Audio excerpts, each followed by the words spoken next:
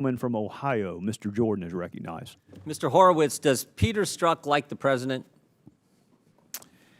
I can only speak to what his text messages say, and they're obviously not positive comments about the president. February and March of 2016, Peter Strzok said, Trump's abysmal, Trump's an idiot, he's a bleeping idiot, Hillary should win 100 million to 0. Sounds to me like he hates the president.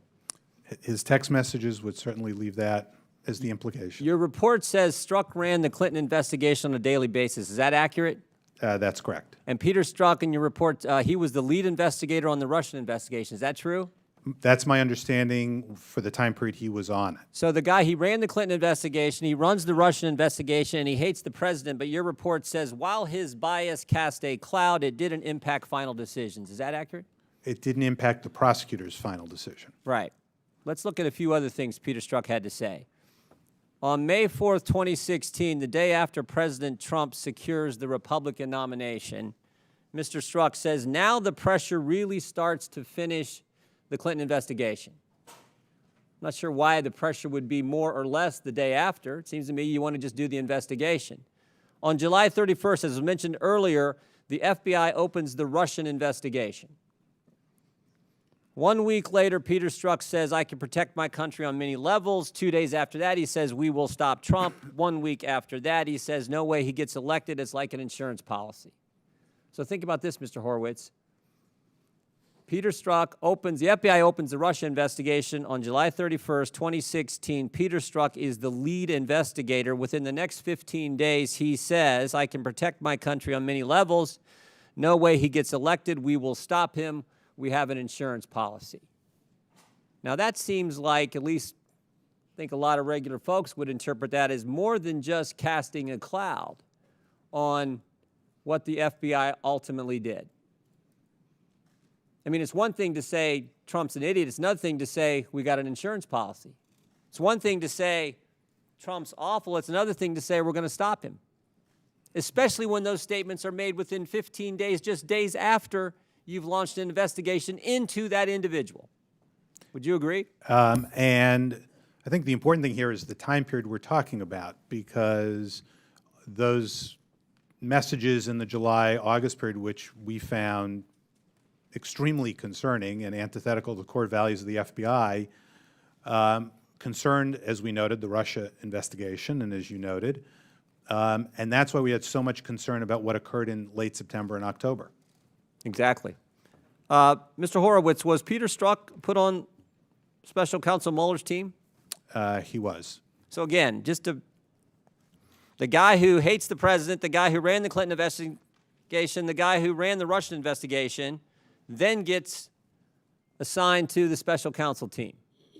Do you know what date, Mr. Horowitz, the special counsel was named? I believe it was around May 17th. May 17th, 2017. May 17th, 2017.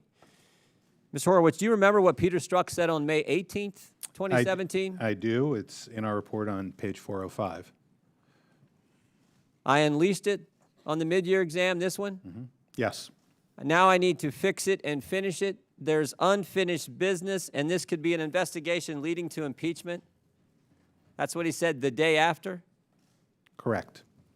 Again, don't you think that sounds and looks a little bit like, to regular Americans, a little bit more than just casting a cloud on the overall investigations? Again, I'd go back to what the report concerned, which was the Clinton email investigation, which was concluded about a year earlier with Director Comey's announcement.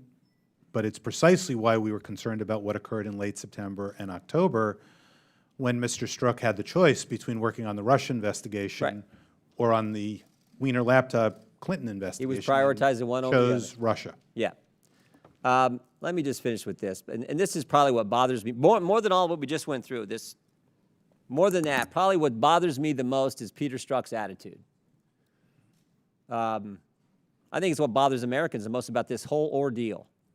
I just want to go to one more text message one more thing Mr. Strzok said. This is back in that August time period again. Yep. August 26, 2016, Peter Strzok says, just went to a Southern Virginia Walmart. I can smell the Trump supporters. This is what ticks Americans off more than anything else, I'm convinced, about all this in Clinton investigation, all this Russian investigation, is this idea that they're two sets of rules or two standards.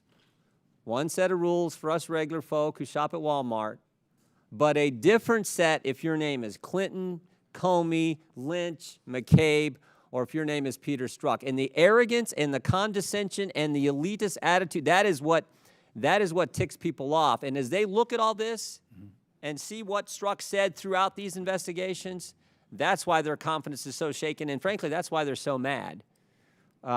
And that's why we got to get some answers from Mr. Rosenstein and Mr. Wray about this whole ordeal. With that, I yield back, Mr. Chairman. Gentleman from Ohio.